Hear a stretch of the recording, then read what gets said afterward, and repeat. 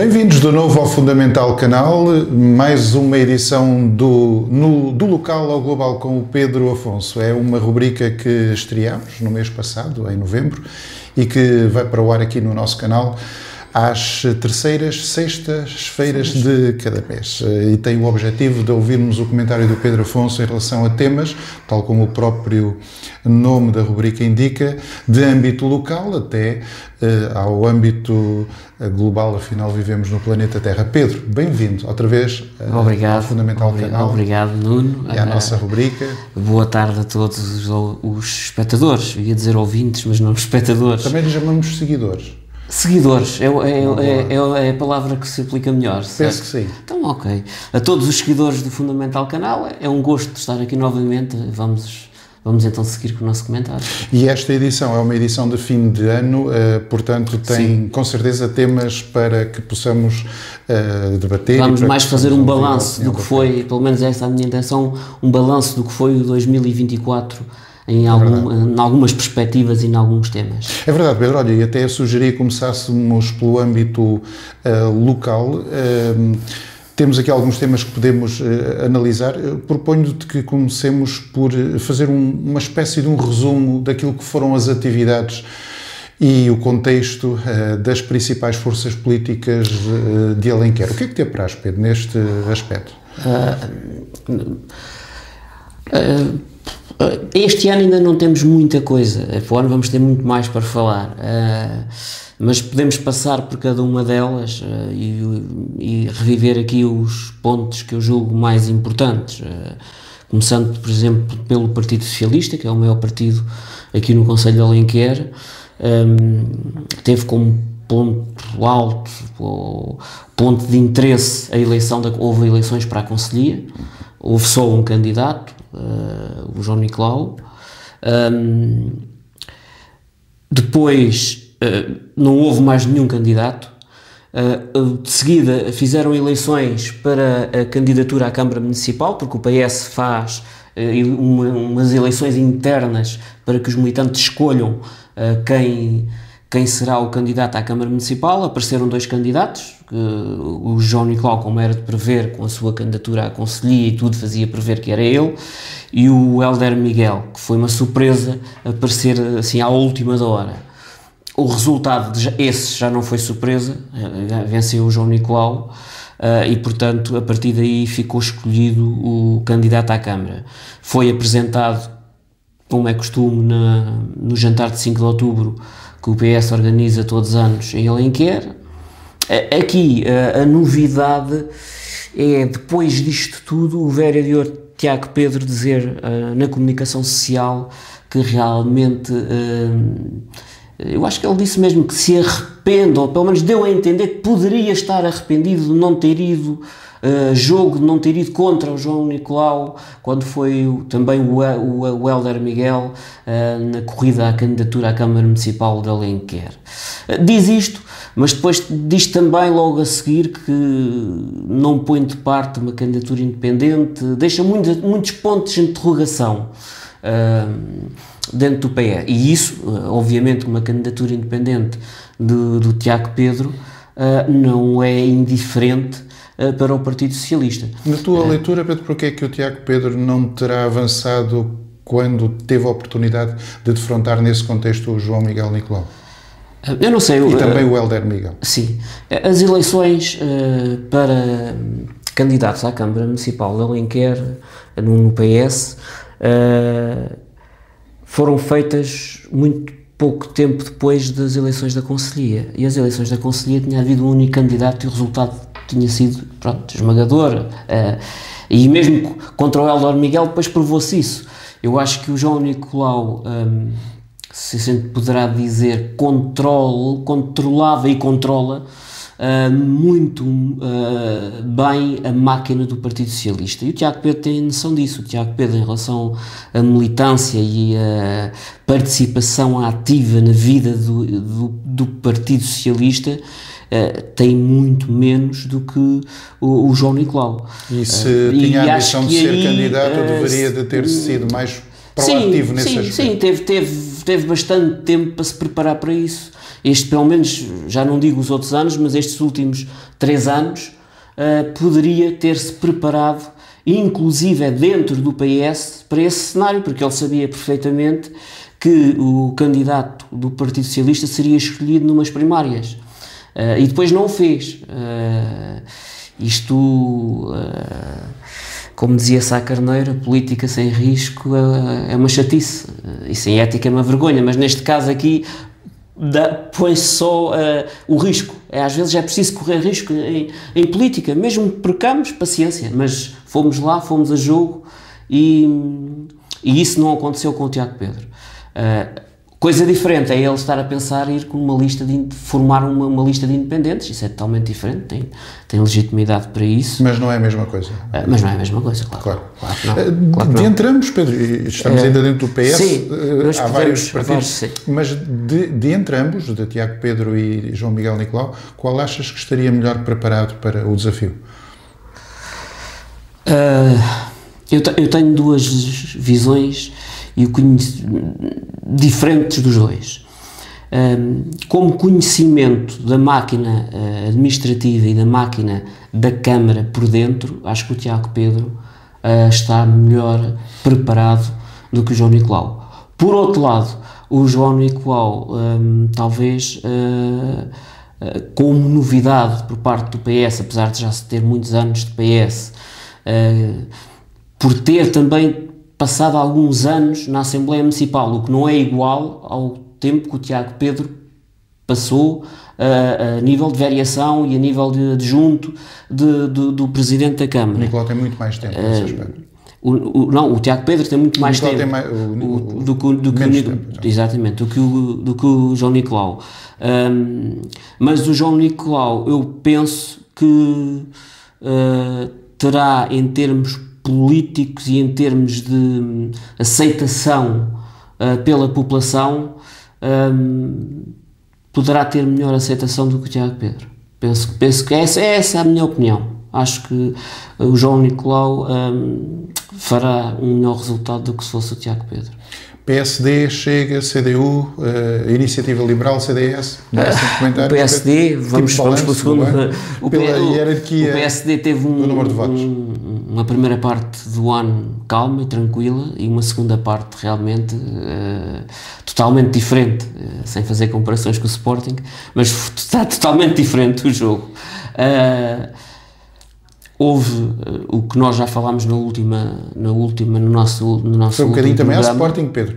Começou muito bem e agora está a derrapar. Penso que agora se vai endireitando, porque realmente houve aqui de setembro até agora, realmente uma instabilidade enorme, que é pública, não vale a pena eu estar aqui a esmiuçar, porque é pública dentro do PSD, que culminou nas eleições de 7 de dezembro. Houve uma lista que venceu, claramente, apesar de existir a outra lista que perdeu, segundo consta, parece que quer ou fez um pedido de impugnação do ato eleitoral por diversas razões. Mas há uma lista que venceu e há uma lista que até o Conselho de Jurisdição Nacional ou Distrital se pronunciar tem legitimidade para começar a trabalhar, e tem muito que trabalhar. E há o perigo dessa lista começar a trabalhar e depois do Conselho de Jurisdição vir anular o ato eleitoral? Bem, se existe um pedido de impugnação, há sempre esse risco, claro. E isso atrapalha com certeza o processo de preparação do PSD para as eleições, seja qual for o caminho que tome. Sim, atrapalha, claro. Isso atrapalha sempre, apesar de eu achar que o Conselho de Jurisdição falará se realmente houve irregularidades, e se houve irregularidades, se repete ou não repete o ato eleitoral, e se houve irregularidades, obviamente terá que se repetir o ato eleitoral. Mas atrapalha porque vai adiar por mais um mês ou 2, vai deixar o PSD mais um mês ou 2 neste limbo, e portanto acho que o PSD já começa tarde e ainda está a começar a custar. Por isso é que eu digo que a atual conselhia, independentemente do que possa vir a acontecer, eu acho que tem legitimidade para começar já a trabalhar o quanto antes nas autárquicas, porque se as eleições forem impugnadas, eu não sei qual é a ideia das pessoas, mas presumo que as duas listas voltem a candidatarem-se, e com a diferença que foi grande de uma lista para a outra, eu acho que o resultado será, penso que não será muito longe deste, poderá se aproximar mais, mas penso que não será muito longe. Portanto, acho que as pessoas que neste momento fazem parte da Conselhia estarem à espera, de braços cruzados, que o Conselho de Jurisdição do PSD diga alguma coisa, é um erro que poderão pagar muito caro, porque cada dia que passa neste momento para o PSD é fulcral na preparação das autárquicas. Repara, em agosto, no início de agosto, os partidos políticos já têm que apresentar no Tribunal os nomes das listas. Portanto, e nós estamos a falar em 9 freguesias, se não tivermos a contar que as duas que têm os independentes, e mesmo as que têm os independentes, pode haver surpresas. Uma coisa, aqui o analista é o Pedro, mas na minha análise há uma coisa certa e uma coisa incerta. A coisa certa é que o Nuno Miguel Henriques dificilmente será candidato, porque a lista que o apoiava não terá muitas possibilidades de vencer, pelo que vimos neste primeiro ato eleitoral. Primeiro, e vamos lá ver se será o único. Incerto é o projeto do PSD com Cristina Inácio. O que é que Cristina Inácio quer fazer, Pedro, na tua perspectiva? No programa, no programa eleitoral que apresentaram, a lista era a lista B, não falava muito sobre o futuro fora do partido, ou seja, falava mais para dentro do partido. Agora espero que apresentem esses projetos e para onde querem ir e para onde levam o PSD para obter o melhor resultado possível nas próximas eleições autárquicas, porque na verdade não sabemos. Cristina Inácio chegou inclusive a dizer que poderia ser a candidata a presidente. Sim, foi das últimas, realmente é verdade. Portanto, pressupondo essas declarações, o PSD irá sozinho a eleições e irá ter um candidato próprio, nem que para isso seja a sua presidente. Foi o que foi dito pela presidente. E, portanto, isto vai entroncar, se assim poderá dizer, com os independentes. Se lembra, na entrevista que teve aqui com o Francisco Guerra, ele dizia que sem o PSD não fazia sentido este projeto. Portanto, se Cristina Inácio diz que não, que vai, e que o PSD vai apresentar um candidato à Câmara, vamos ver como é que as coisas, quem é que aqui estava aqui a fazer um jogo, se existe aqui algum jogo de sombras, para ver como é que se poderá resolver isto, ou se o Todos resolve, independentemente do PSD, Todos resolve isto sozinho e o PSD também seguir o seu caminho. É uma hipótese que tem, mas esta impugnação, o que eu aconselhava as pessoas do PSD era que realmente que não parassem o trabalho e continuassem ou começassem já com uma grande pedalada, porque é preciso uma grande pedalada para recuperar o tempo perdido. Pedro, CDU, Chega, Iniciativa Liberal e CDS-PP? A CDU durante o ano teve um pouco apagada, teve as intervenções do seu vereador, né, que representa a CDU, teve uma intervenção mais forte e contundente quando se discutiu o problema do aumento da água. Fizeram várias sessões públicas sobre este problema. Primeira das quais em Abrigado. Exatamente. A CDU tem desde sempre uma sensibilidade especial para este tema, para o aumento da tarifa, enquanto eu sempre alertava para as infraestruturas, a CDU realmente tem essa sensibilidade e desde sempre estou contra. Portanto, tem essa legitimidade. Mas depois também não sabemos, pouco mais sabemos, mas a CDU também sempre foi muito conservadora nesse aspecto de deitar cá para fora se há problemas internos ou não há. Fala-se que Miguel Carretas poderá ser, poderá ser também o atual vereador. Portanto, a CDU deve estar também neste momento em discussão interna. O Chega. Certo é, Pedro, que a CDU tem vindo de ato eleitoral para ato eleitoral perder muitos votos. Perder votos. Eu vi e tem em média cerca de 400 votos, de 4 em 4 anos, em média uma média de 400 votos que perde. O que significa que nas próximas eleições corre até o risco de não eleger um vereador. Eu já vaticinei, ou por outro.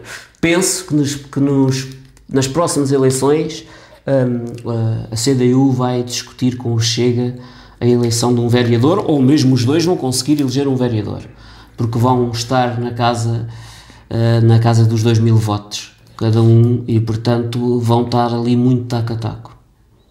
Aqui no Conselho, porque a CDU aqui no Conselho ainda tem um pouco de força, porque noutros conselhos não elegem já vereadores. Aqui vai a lutar, e pode ser que aconteça realmente pela primeira vez a CDU não ter um vereador, pode acontecer. CDS e Iniciativa Liberal. O CDS também esteve apagado, aparece com as suas intervenções na Assembleia Municipal, é onde se tem ouvido mais o CDS, e agora no fim as eleições em outubro, acho em outubro que decorreram, as eleições para a Conselhia, que também deram uma nova estrutura Conselhia. Portanto, os partidos estão-se todos a preparar uma nova estrutura Conselhia, e ao mesmo tempo disto, o CDS em peso aparece com todos, com o movimento independente de todos. Podem dizer que só estão a assistir, mas a realidade é que o CDS está lá em peso. E vamos ver também daqui para a frente qual vai ser a relação que o CDS-PP, agora com uma nova Conselhia, vai ter com o movimento independente de todos e com o PSD, que normalmente parceiro de coligação. O Chega teve aquela cisão agora no final do ano, com o vice-presidente, acho que era vice-presidente ou vice-coordenador, saiu, mas tiveram agora um jantar de Natal com muita gente, e parece que estão em força e na mesma animados para o arranque das autárquicas. Parece-me que sim. A Iniciativa Liberal é aquela que recai mais curiosidade. Conseguiram criar um núcleo pela primeira vez, portanto o ano 2024 foi importante porque realmente criaram um núcleo da Iniciativa Liberal, mas vamos ver se são capazes de ir sozinhos a eleições, se querem ir sozinhos a eleições, se querem juntarem-se numa coligação, como por exemplo em Arruda aconteceu com o PSD e com o CDS. Vamos ver, para mim é meio incógnita neste momento as pessoas da Iniciativa Liberal, o que é que elas querem também para o futuro do Conselho, também ainda não conseguimos perceber. Portanto, acho que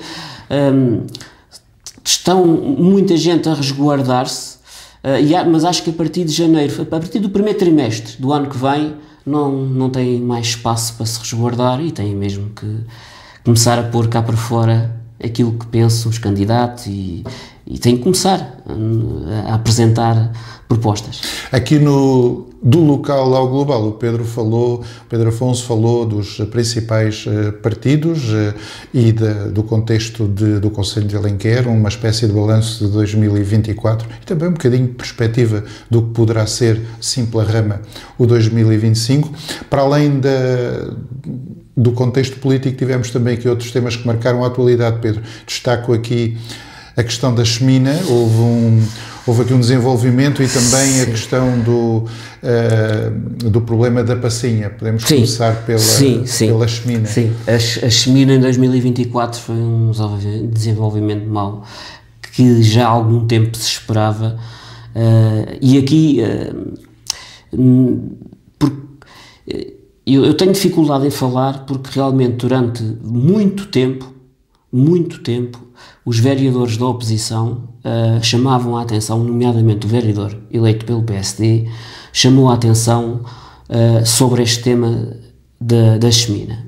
E era-lhe sempre dito que estava tudo bem. Estamos a falar de Nuno Miguel Henriques. Nuno Miguel Henriques. E era-lhe sempre dito que estava tudo bem, que estava sempre tudo a correr bem.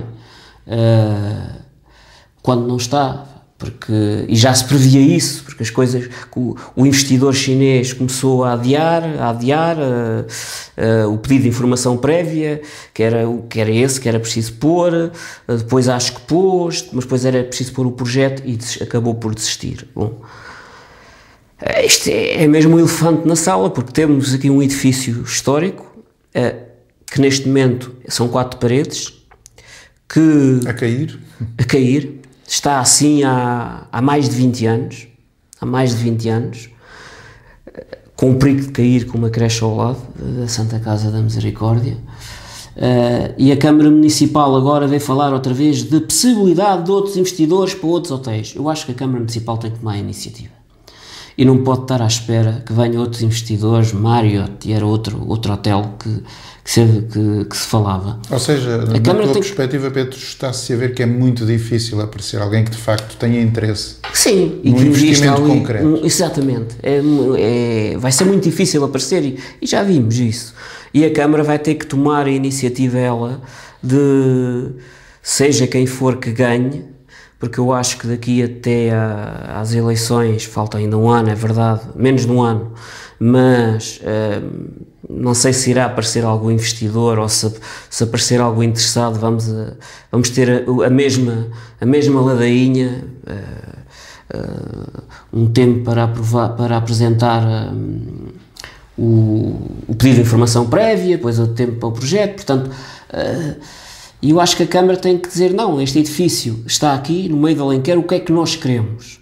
Queremos transformar uma parte em serviços da própria Câmara, para que as pessoas tenham acessibilidade aos serviços da própria Câmara, e outra parte num auditório que Alenquer não tem, um auditório capaz. Queremos transformá-lo em quê? Pedro Folgado já colocou essa possibilidade. No entanto, o autarca parece que ainda está à espera que apareça o investidor que... Sim, para a Câmara, que avance com o projeto. Em termos financeiros, era mais cómodo que aparecesse um investidor e realmente fizesse esse investimento. Um projeto dessa natureza não seria muito caro, tendo em conta o âmbito do orçamento da autarquia? Sim, pouco mais de 40 milhões de euros? Sim, tinha que ser uma gestão tinha que ter ajudas comunitárias, 85%, se conseguíssemos essas ajudas comunitárias a 85%, era possível fazer ali, reconverter a Chemina. Penso que sim, penso que era possível. Mas mesmo os 15% que competem à Câmara, o investimento deste é um investimento altíssimo. Tinha que ser muito bem gerido essa parte financeira, muito bem gerida, mas como está, não pode continuar. E a Passinha, o problema da Passinha, Pedro, foi bem resolvido? A Passinha,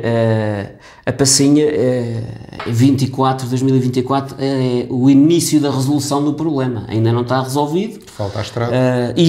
A Passinha foi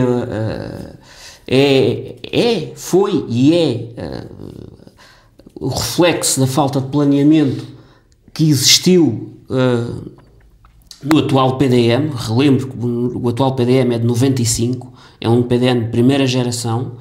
Há câmaras no Oeste que já têm PDMs de terceira geração. O nosso ainda é de primeira geração. Não compreendo, sinceramente, que demora tanto para realmente revisitarmos o PDM e mudarmos o PDM. Isto depende de quem, Pedro? Há muitos parceiros externos, é verdade. Há muitos parceiros externos, é verdade. Mas as outras câmaras também têm esses parceiros externos. Têm as mesmas regras que nós. E já vão no PDMs de terceira geração e nós estamos em PDMs de primeira geração. Não se justifica. A Passinha é o reconhecimento dessa falta brutal de planeamento, de um PDM que não serve os interesses do Concelho e que depois teve que ser remendado. Primeiro desviou-se para os casais novos, o trânsito, depois, obviamente, deixou de incomodar os habitantes da Rua dos Bons Amigos, começou a incomodar os casais novos, e a resolução só tinha que ser que a compra do terreno. Quando se compra assim um terreno, nestas condições, compra-se caro. Compra-se caro, porque não há hipótese, estamos aflitos, as pessoas aproveitam-se. E realmente, se tivesse havido planeamento, possivelmente teria-se um terreno mais barato e já se tinha algum dinheiro para ajudar para a chemina. E essa falta de planeamento do PDM de que falas traduz-se muito em zonas industriais que não têm acessos. Sim, totalmente. Nós vemos ali na Torre e vemos ali na zona da Passinha a salganhada que existe, e zonas industriais no meio de aldeias e de povoações, que não tem lógica nenhuma. Tal e qual como no Alto Conselho, a zona industrial neste PDM, a maior zona industrial perspectivada, era numa zona que é as Sorraipas, que é uma zona que fica entre a Pequeriça, o bairro e os Tribeiros, que se por acaso não tem havido lá investimentos, mas se por acaso houvesse investimentos de logística, era outras passinhas, porque o acesso pelos Tribeiros, pela Pequeriça ou pelo bairro são acessos terríveis. Portanto, é uma falta de planeamento gritante e este início de resolução do problema com a compra do terreno, que eu acho que isto começou mal e vai acabar mal, porque o terreno vai ser, ou foi comprado muito caro, mas vai-se resolver o problema, mas um custo muito elevado, que vai sair dos contribuintes. Mas 2024 fica marcado pelo início da resolução do problema da Passinha. Assim não haja, ou por outra, assim haja sensibilidade em futuros licenciamentos com o atual PDM para que não aconteça mais Passinhas no nosso concelho. Realmente as pessoas sofreram bastante. E para não falarmos apenas de problemas e de sofrimento, e a nível local, Pedro Afonso, temos uma campeã que nos representa e enche de orgulho. A Matilde Rodrigues. Eu gostava de dar esse destaque, porque a Matilde Rodrigues foi campeã do mundo de kickboxing. Realmente é um orgulho enorme para mim ser conterrâneo dela, porque é uma lutadora incrível, uma miúda incrível, uma garra incrível, que merece esse destaque, assim como também merece a Sociedade Recreativa de Cheganças e o treinador, o Sandro Tordo, que têm feito um trabalho extraordinário a nível de kickboxing e Muay Thai, com muitos jovens, cada vez com mais jovens, e quando as coisas são feitas com empenho, com dedicação, os resultados aparecem, e termos uma campeã do mundo em Alenquer acho que é muito bom, e gostava de lhe dar os parabéns por ter estes brilhantes resultados que teve durante o ano 2024 e que 2025 ainda seja melhor para a Matilde. É isso que eu desejo. Bem, agora portanto, ontem, no dia que estamos a gravar ontem, tivemos o anúncio dos transportes públicos gratuitos. É verdade, na última quarta-feira, mais concretamente. Os transportes públicos gratuitos, sim, em todo o Oeste. É um bom anúncio. Eu, como social-democrata, acho que dar tudo a todos levanta-me algumas interrogações em termos de medida de justiça social. Levanta-me algumas interrogações. Para que possamos entender, Pedro, este passo é um passo que é adquirido e que permite depois circulação gratuita entre os concelhos que integram a Zona Oeste. Exatamente, entre os dois, entre Alcobaça. O passo tem um custo, obviamente. Em Alcobaça e a Ruda dos Vinhos. Ainda não sei bem o custo, que se o passo em si terá o custo da aquisição do passo e depois passa a ser gratuito. Não sei como é que vai funcionar, sei que é a partir de 1 de janeiro de 2025. Acho que temos aqui um espaço de tempo muito curto para que as pessoas percebam como é que isto vai funcionar. Estamos a falar em 15 dias e 15 dias no Natal. Poderiam, se calhar, bem, não sei. Mas a verdade e para fora da área metropolitana, da Zona Oeste, para a área metropolitana de Lisboa, as pessoas pagam os 40 euros, pagam as pessoas da área metropolitana de Lisboa e poderão andar na área metropolitana de Lisboa. Mas isso se já tiverem o passe, o EMO, tal. Exatamente. Passo EMO, que tem um custo. Sim, penso que sim. Ainda não é claro, penso que terá um custo, com certeza, não é? Uma coisa simbólica, porque se não tiver custo nenhum, eu sei que esta medida, a gratuitidade, tem um custo de 3 milhões de euros. Portanto, são mais 3 milhões de euros que as câmaras do Oeste, que os municípios do Oeste vão dar... Proporcionalmente à população que cada concelho tem. Sim, claro. Vão dar... vamos ver se vai haver... Também não é claro, porque o problema dos transportes, aqui, por exemplo, a nível do concelho de Alenquer,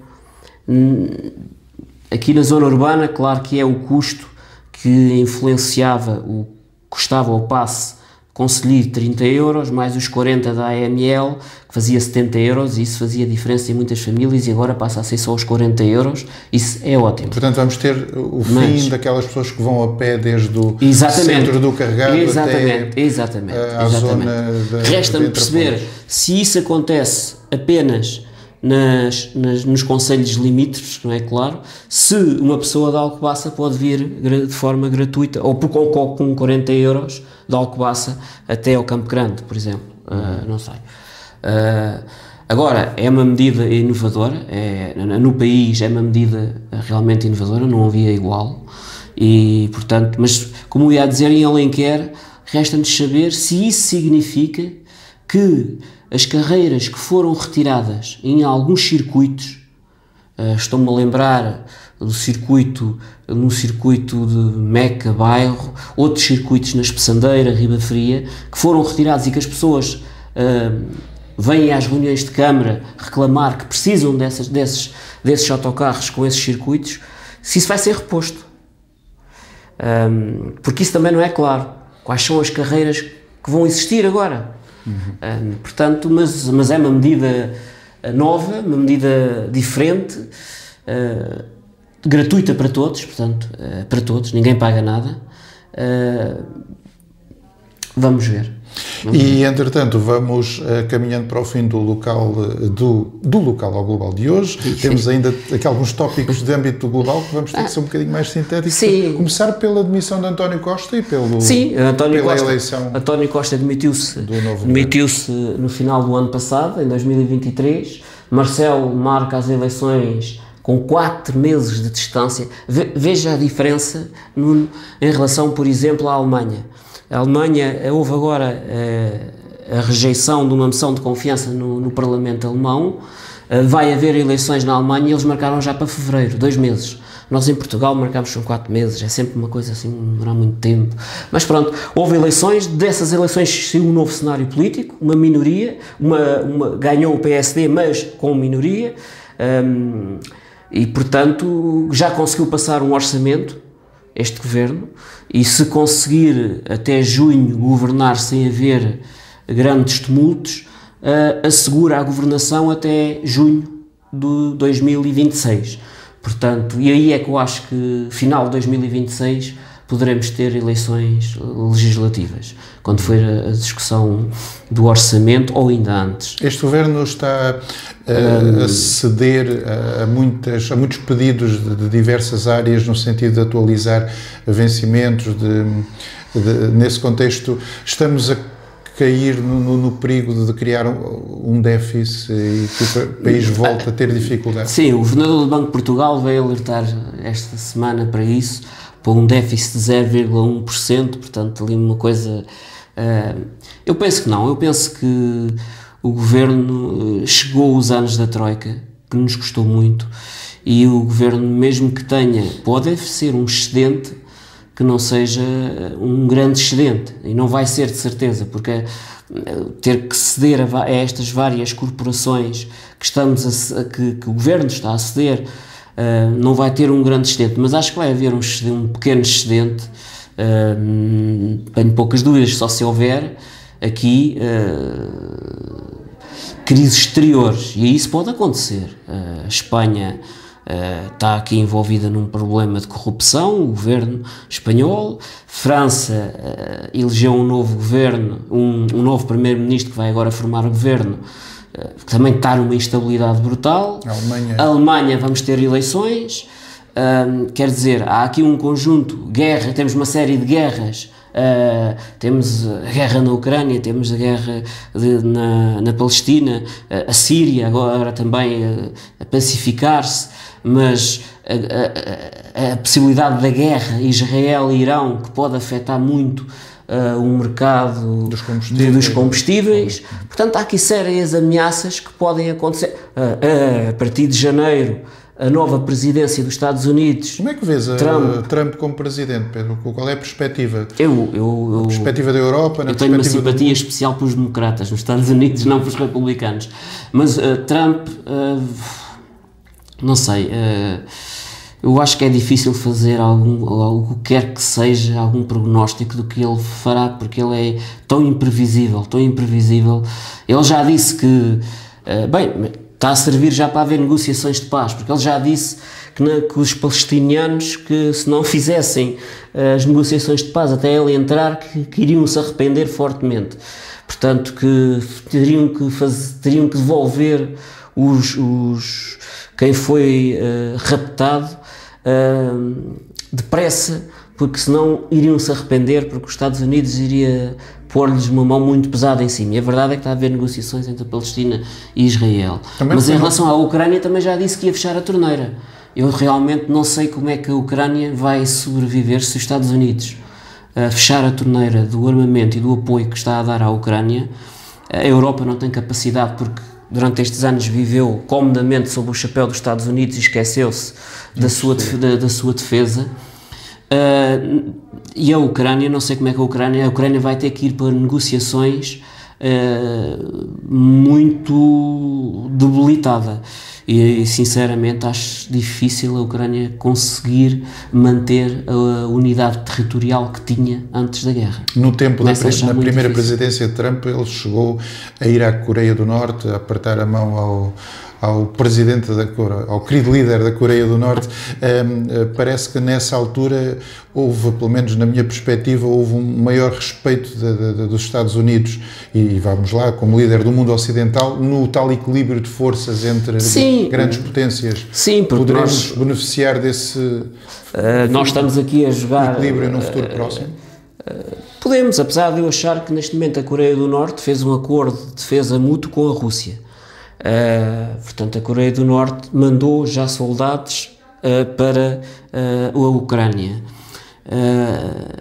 Está sempre a ameaçar a sua vizinha da Coreia do Sul. Depois temos a China com o processo de Taiwan e com a guerra comercial com os Estados Unidos, porque eu acho que a Rússia realmente tem poder militar, mas o verdadeiro gigante é a China, que está aqui a emergir, e também militarmente. Acho que Trump pode ser que consiga falar com o presidente, ele convidou agora, mas acho que isso era óbvio que o presidente chinês não ia aceitar ir à tomada de posse, mas vamos ver como é que Trump se vai comportar a nível externo com essas. Ele, na primeira passagem, é verdade, ele sempre se deu bem com ditadores, com a Coreia do Norte, com a China, com os... Ele deu mais com ditadores todos, até do que com democratas, é verdade. Vamos ver o que é que vai acontecer. Acho que é uma caixinha de surpresas. E para finalizar... Só duas coisinhas que eu há pouco esqueci-me de comentar. António Costa, presidente, além de ter-se demitido, depois foi eleito presidente do Conselho Europeu, portanto um português numa alta instância das estruturas europeias, e esta semana, acho eu, foi esta semana, Teresa Anjinho, eleita provedora europeia, provedora jurídica europeia. E, portanto, da Justiça, Provedora da Justiça Europeia, assim é que é, Provedora da Justiça Europeia. E, portanto, outra portuguesa num cargo importante. E para mim isso é um motivo de alegria e de felicidade. Pedro, sei que é muito pouco tempo, mas desafio-te aqui num minutinho a concluirmos com uma apreciação a este que foi o ano mais quente de sempre. É verdade. Estamos... lentamente a caminhar para torrar qualquer dia. É verdade. Atingimos este ano o que era temível acontecer, que era o aumento de mais de 1,5 graus. Esse já foi atingido. Perspectivava-se que era só para ser atingido daqui a 20, 25 anos. Esse já foi atingido. Este ano foi o ano mais quente de sempre. E acho que as pessoas têm que... A poluição é algo um pouco... É injusto, porque se nós portugueses, por exemplo, que somos pequeninos, mas cumprirmos tudo à medida, mas se a China, que é grande, não cumprir, nós vamos pagar da mesma moeda que pagam os chineses. Já para não falar daquelas ilhas do Pacífico, sim, é igual. Vem o nível do mar a subir, exatamente, e que tem a sua existência ameaçada. Ameaçada, completamente. Aquelas ilhas têm a sua existência completamente. E os oceanos de plástico que existem, não é? Realmente, ou há uma mudança radical, ou estamos a caminhar mesmo para as pessoas não têm bem noção. Nós em Portugal temos a felicidade de viver num país ameno, mas noutros países nota-se muito com os ciclones, com temporais brutais, com furacões, com chuva extrema, com secas, com incêndios brutais. E tudo isso está a destruir o nosso microclima, e realmente era bom que... E aí, honra seja feita, o secretário-geral da ONU, António Guterres, tem estado constantemente a chamar a atenção para as, de forma muito assertiva, para as alterações climáticas e para o perigo que isso traz para o futuro da humanidade. Pedro Afonso, do local ao global, é sempre na terceira sexta-feira de cada mês, aqui no Fundamental Canal. Em janeiro estamos cá outra vez. Exatamente. Se calhar para perspectivar um 2025. Exatamente. Que vai ser um 2025 de emoções, porque vamos ter... Sim, autárquicas. Vamos ter muito tema para falar. Não queria deixar esta edição sem antes desejar ao Nuno, à sua família e a todos os nossos seguidores um Santo Natal, um Feliz Natal junto às famílias, um bom ano, principalmente com saúde, que é o principal, mas depois com realizações pessoais e profissionais que todos almejam e, portanto, um feliz ano de 2025 para todos. Obrigado, Pedro, igualmente para ti e para a tua família. Quanto aos nossos seguidores, o convite fica para do local ao global, daqui por um mês, na terceira sexta-feira de janeiro. Obrigado.